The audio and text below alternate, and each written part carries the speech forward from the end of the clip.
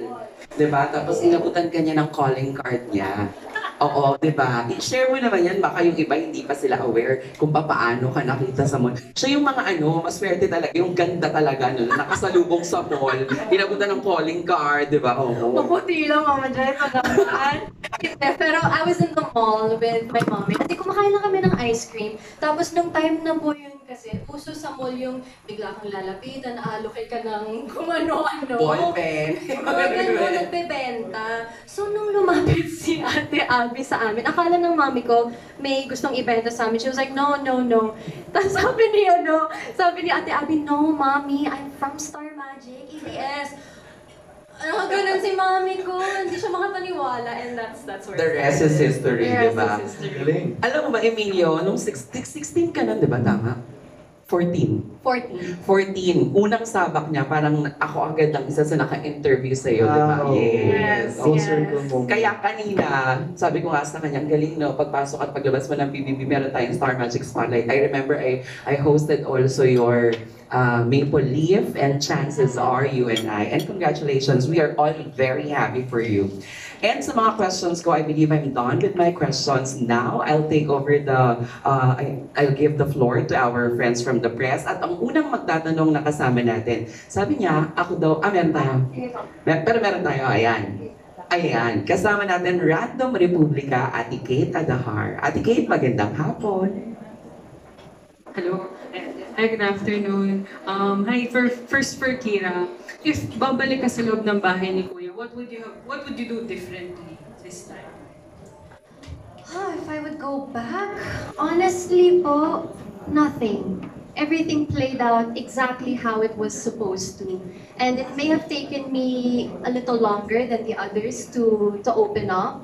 But I'm super proud with my experience. I'm happy with my journey inside the house. And I don't think there's anything that I need to or would like to redo. Thank you. And for Emilio, kasi na-focus sa loob ng bahay yung pag-shift mo to showbiz from investment banking.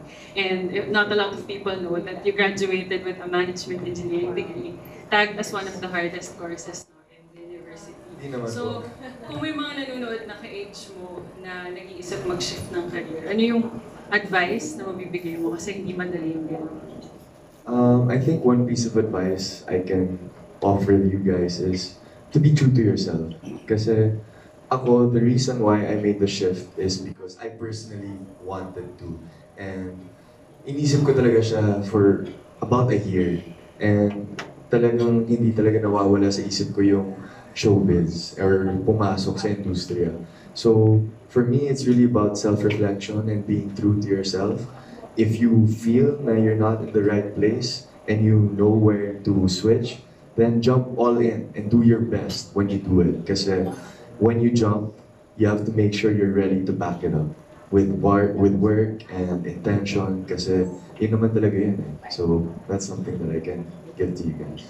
Thank you. Congratulations. Thank you you so po, much. Ate Kate. Thank you, Ate Kate. Next question. Manggagaling naman, of course, kay Dessa Taiting of When in Manila. Ang tanong para sa inyong dalawa, ito. Ang hirap ng tanong na to. Sino sa palagay ni Emilio at ni Kira ang big winner? Alam nyo, ilang beses akong natanong niya, may iba-iba ako ng sagot kasi lahat talaga sila deserving. They're all deserving. They all have their strengths and I like to think lahat naman sila napapakatotoo naman sa loob ng bahay ni Kuya. Ang hirap. It's hard. It's super hard.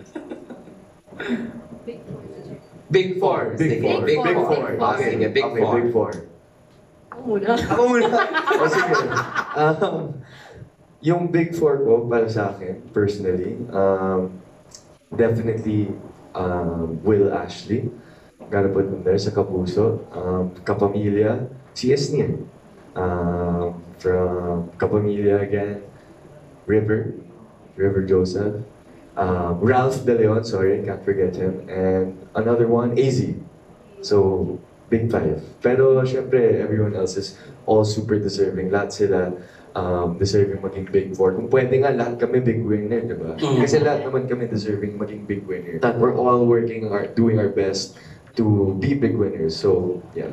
Totoo yan. Thanks, Emilio. Kira, Ako naman, Esmir. is near. Grabe siya makulo. Magaling Galing siya. ni Esmir, Magaling, oo. matalino. Josh. Pero bakit yung Josh? Parang may... Josh. Bakit Alam ikaw? ko ano, hindi ko kanina, syempre. So, Esmir, Josh, AZ. AZ, my girl. Oh my goodness. At saka si... River.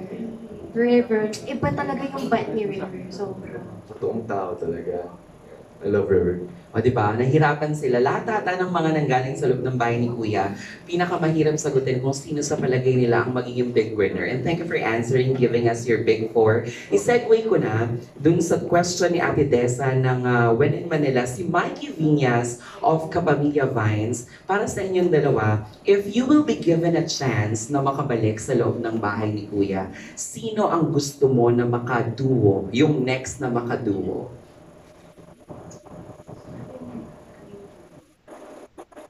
Siguro po ako, si Josh.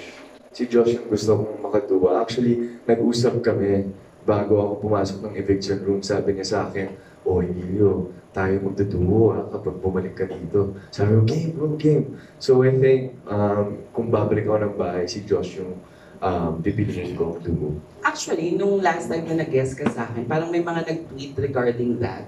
May mga nagsabi, Emilio, na parang kung hindi ka na-evict, di ba, parang possible na si Josh talaga ang maging kaduo mo. Oh, okay. Kira. Ako naman, sobrang nakikurious po ako kay Cyril. Yes. Parang napapanood siya, parang ang chill niyang tao. Parang feeling ko po na magkaka-vibes po kami.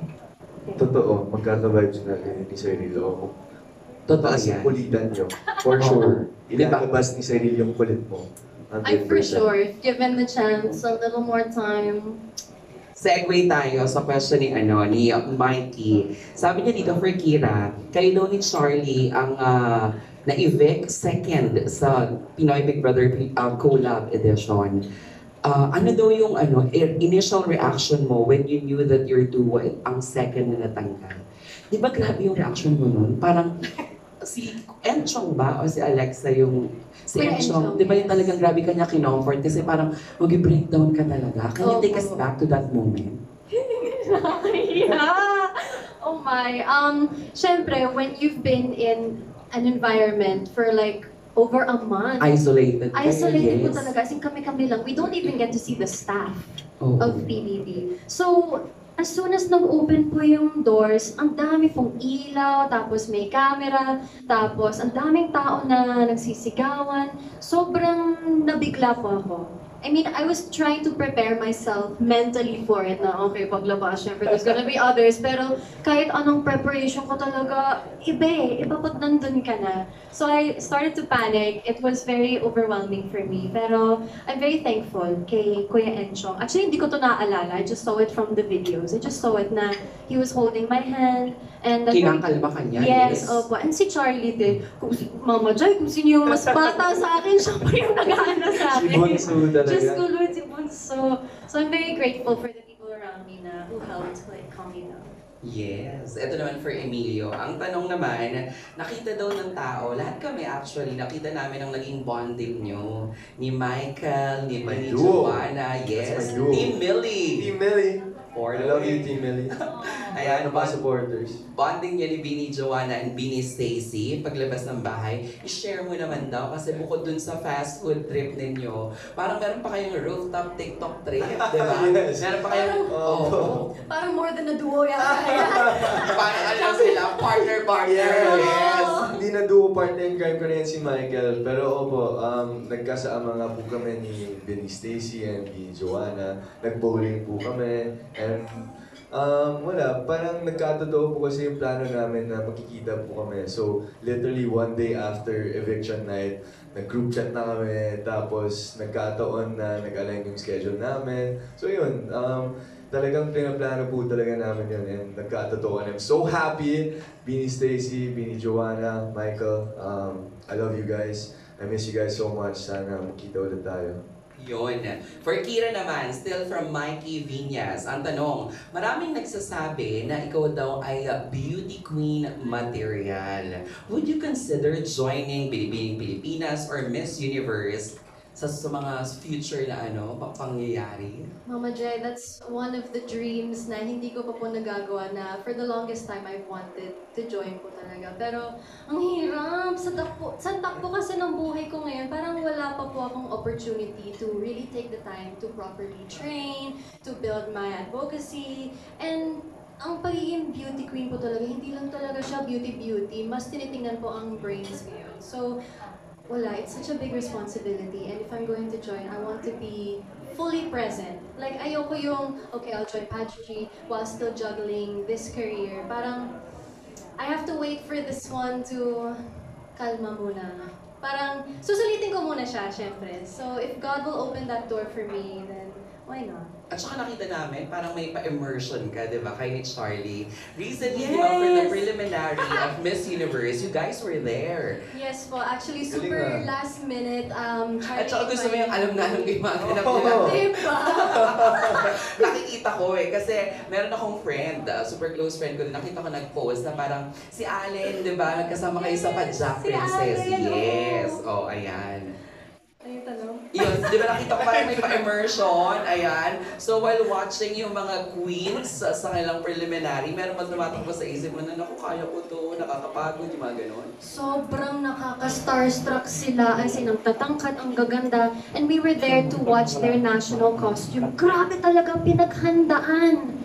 Kabog talaga, honestly, I don't know what to say. I'm at loss for words sa sobrang ganda ng costume nila. Grabe. Yun. Thank you so much na. Ayan. For Emilio naman, ang question ay nanggaling kay Stanley Fernandez of Certified Kapamilya. Anong genre ang pinaka-bet mo bilang artista? Action, heavy drama, rom-com, or fantasy? Sa pipiliin mong genre, sino sa mga naging housemates mo ang pinaka-gusto mong makasama? Feeling ko isa-isahin natin kasi alam ko pag artista ka, flexible ka talaga. Lahat kaya mong gawin, di ba? Let's start with sa action. Pag action, sinong gusto mong maging leading lady from the housemates? Pag action, leading lady, siguro si Kira. Kasi napag-usapan din namin na diba, you're also into action, that genre, and parang you haven't also tried it. So if we were given a chance, I think action would be amazing. It's one of my dream roles din na magkaroon ng action film, may parang FPJ, Batang Quiapo, parang ganon, incognito. So ganon po, ganon style po. O sige, bago mo sunod yung action, kung gagawa kayo ng poster, paano yung poster niyo sa action, di ba yan? Poster, di ba kunyari sa mga teleserye o kaya sa mga movie, may mga action na mga pa-poster na pictorial. O, strike a pose, ayan, dito. Siguro O, for action, ayan, paano? May baril ka, okay. Tapos, May baril din ako. may baril ka din. Okay, paano? And 3, 2, 1, and... Ay, ganun. Parang wala namang di Sa'yo ba to, dikit. Bes? Sa'yo to? Oo, parang babalik Sa'yo to? lang talaga kami. Sorry po. Ganun lang. Oh my God, favorite. Kasi di ba dapat talikuran yun? Na magkatalikod, tapos nakatuto ba? Ready, and 3, 2, 1, and strike a pose. Ah, there you have it, ladies and gentlemen. Thank you so much. Action yan, ha? Thank you. Susunod, heavy drama. heavy drama, siguro si River. Makasama si River ulit. Another golden retriever. Yes, kasi nagkasabay na po sa Pamilya Sagrado and we were Love at First Bite, and I think we worked really, really well together. So, supporting na heavy drama, magaling po sa theater na as an artist and as an actor. So, I think it will do well. Next, rom-com. Ay, ito na. I-shoutout ko na ang duo ko! Ito! I miss you, man! I miss you, my duo! Pero, definitely si Michael Sager, another leading man from Kapuso, and me as an aspiring leading man here for the Kapamilya. I feel like if worlds collided and we could do a rom-com together, that would Sinong housemate yung maging partner mo? And knowing Michael as your solid po, I'm sure may idea kung sino yung pipili. I know, I can't, I don't, I'm not sure if I can choose for my girl, but for me, Is siguro, Esnir would be amazing. Oh, yeah. Of course, why not, right? Esnir. I think AZ would be a good pick for me. AZ is one of the housemates that I got close to, and I know that she's always been in acting and everything. So I haven't seen all of it yet, but I think it would be worth it. Ay, parang, last na, fantasy.